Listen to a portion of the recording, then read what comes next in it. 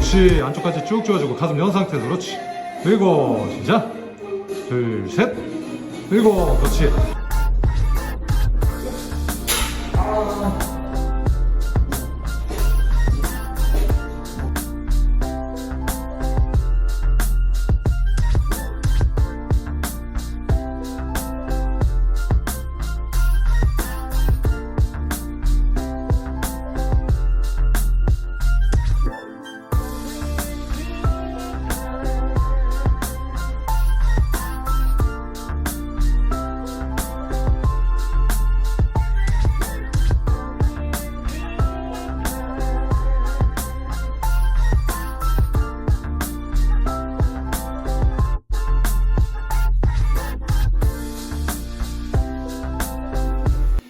이게 제 인바디 수치입니다. 보시면은 3월 13일에 이제 76kg, 골격근량도 39.5, 체지방량 8.2, 8kg, 체지방 10%에서 시작을 했어요.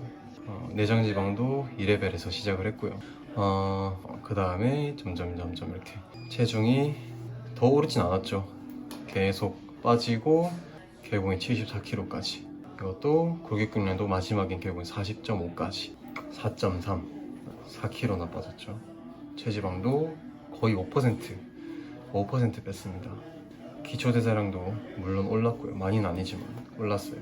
복부 지방률은 그냥 왔다 갔다 있고, 내장지방은 세 번째 인바디 때부터는 계속 1레벨을 유지했습니다. 중간에 수분 조절을 한번 했었는데 그때 엄청나게 많이 빠지고 근손실도 많이 왔었어요. 골격근량이 보시면 처음 시작할 때보다 완전히 낮기 때문에 결국에는 이제 15일부터 5월 15일, 5월 26일 거의 10일간 다시 회복을 했죠. 그리고 마지막에 이제 최종적으로 몸이 나왔습니다. 거의 두 달 만에 이렇게 만들었습니다. 옆에는 이제 저 운동하는데 항상 도와주신 PT쌤, 경찬쌤이라고 해요. 안녕하세요. 솔직히 저는 시작점이 남들보다 나쁘진 않았죠. 엄청 맞죠? 좋았죠. 네, 좋았던 상태인데 사실 근데 몸뚱아리를 보면은 그렇게 인바디만큼 좋게 보이진 않았어요. 맞아요. 네, 그게 또 사람마다 다 다르다고 하더라고요. 그래가지고 저는 식단을 어떻게 했는지 알려드리겠습니다. 일단 저나트륨 고단백으로 했죠. 그렇죠. 네. 완전히 고단백으로 갔죠. 계란을 일단 총 하루에 4끼에서 5끼를 먹었어요. 일어나서 먹는 게 아침, 그리고 3시간마다 닭가슴살을 또 그치. 먹어주고 그런 식으로. 배고플 때마다 계속 계란 흰자 먹어주고. 네.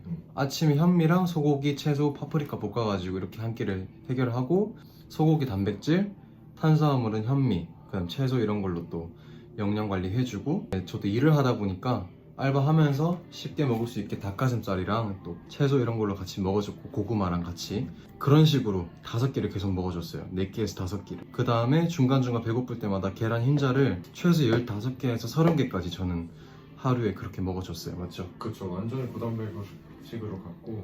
아예 닭이 됐죠. 거의 닭이 됐죠. 네. 알날 뻔했어요. 근데 사람들이 많이 물어보더라고요. 영상 보면서 단백질을 그렇게 하루에 많이 섭취하면 괜찮냐고. 이게 근데 사람마다 되게 다른데, 이제 연우군 같은 경우는 운동량이 진짜 되게 많았잖아요. 그쵸? 맞아. 변화치가 되게 빨리 보일 만큼. 그렇기 때문에 이제 에너지 고갈되지 않기 위해서, 그리고 또 촬영도 해야 되기 때문에 단백질을 좀 몰아준 거고, 일반인들은 이제 이렇게 식단을 따라하게 되면 아무래도 좀 간에 많이 무리가 올 수도 있죠. 그래서 뭐야 되고 자기 운동량에 맞게 그런 식단을 드셔야 돼요. 근데 요즘 일반 사람들은 이제 식단 하실 때 요즘 되게 막 잘 나와 있잖아요. 뭐 닭가슴살, 뭐 소세지, 뭐 그렇게 뭐 가공된 것들, 그런 것만 어느 정도 이렇게 칼로리 낮은 것만 좀 찾아서 드셔도 충분히 근데 다이어트 할 수가 있어요. 근데 이제 몸을 만들거나 이제 좀 타이트하게 각을 만들다거나 그럴 땐 그래도 이제 조금 가공된 것보다는 좀 닭가슴살 이제 생으로 조리해 먹는다거나 좀 계란으로 완전식품 드신다거나 그게 중요한 거거든요. 저가 유산소를 그렇게 많이 하질 않았어요. 그런데도 체지방이나 이런 근육량이 이제 잘 빠졌거든요. 그거에 대해서 한 말씀 해주세요. 그게 이제 만약에 부위 분할 운동법으로 갔잖아요. 저희가 예를 들어서 뭐 가슴 운동을 한다거나 등 운동을 한다거나 어깨 운동할 때 그 부위를 그만큼 잘 쓰거나 하면 칼로리 소모량이 엄청나게 많아요. 유산소보다도. 근데 일반 사람들은 근신경 자체가 잘 안 깨어져 있거나 그런 사람들은 아무리 이제 분할 운동으로 웨이트를 한다 하더라도 칼로리 소모가 잘 안 돼. 그래서 내가 나는 운동을 처음 하는 거고 처음 도전하는 거고 그러신 분들은 무분할로 가는 게 가장 베스트예요. 예를 들어서 뭐 타이트하게 들어간다 그러면 뭐 오전에 유산소 그리고 뭐 저녁에 이제 무분할로 이제 하루에 등 가슴 뭐 전신을 다 쓴다고 보면 돼요. 하체도 해주고 가슴도 하고 등도 하고 부위별로. 그게 가장 중요한 방법. 왜냐면 휴식이 필요가 없어요. 연우군 같은 경우는 그 부위를 다 지치게 만드니까 그 다음날 다시 하게 되면 이제 근육에 손실이 나니까 휴식을 준 거고, 일반 사람들이 이제 무분할로 가는 게 가장 베스트.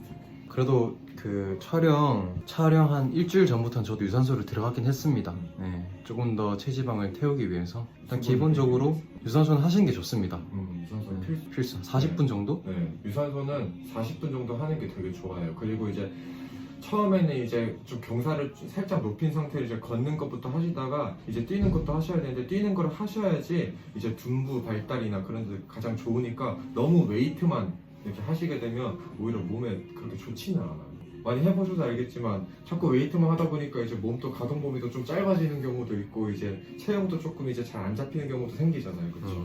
그래서 이제 맨몸 운동이나 이제 유산소, 몸으로 할 수 있는 스트레칭 이런 거는 꼭 필수로 해주시는 게 가장 좋습니다. 또 따로 궁금한 게 있거나 하면 댓글 많이 달아주세요. 그리고 저희가 이제 마지막으로 추첨을 통해서 무료로 1대1 상담이랑 인바디 측정과 식단 조절부터 해가지고 운동을 어떻게 해야 될지 뭐 이런 등등 모든 상담을 저희가 남성분 1명, 여성분 한 분을 저희가 해드리려고 합니다. 근데 이제 저희가 이제 이거를 무작정 해드리는 게 아니라 정말 운동이 하고 싶고 어떻게 해야 될지 모르겠는 그런 분들 한해서 사연을 적어주시면은 제가 추첨을 해드리려고 합니다. 네, 방문하실 수도 있고 네, 이렇게 힘든 사연을 가지신 분들한테 도와드리려고 하니까 정말 많이 참여해 주시고 댓글 많이 달아주세요. 네, 사연을 적어주세요. 꼭 적어주세요. 그럼 안녕.